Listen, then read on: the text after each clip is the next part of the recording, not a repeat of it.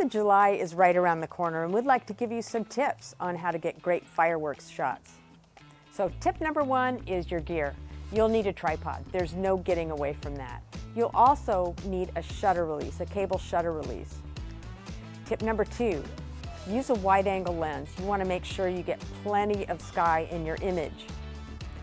Tip number 3, put your camera on manual mode and use these following settings as a starting point, and you can adjust from there. ISO, set it to 200. Aperture, set it at f8 or f11, and your shutter speed, start at 3 seconds and work your way up from there. Keep checking your shots and make sure that they're not overexposed, and set your shutter speed accordingly. That's going to be your main variable. Tip number 4, focusing. We recommend that you put your camera on manual focus and focus off in the distance on some lights or to infinity.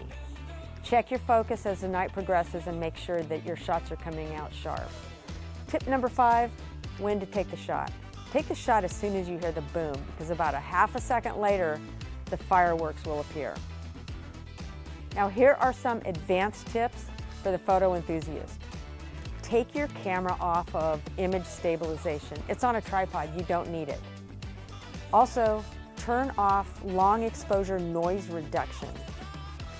Otherwise, your camera will pause between shots to take a dark frame and you'll miss half the action. Finally, have fun. Fireworks are unpredictable, the wind, the smoke, and so if you get 1 or 2 frameable shots out of all that you took, you're doing really well.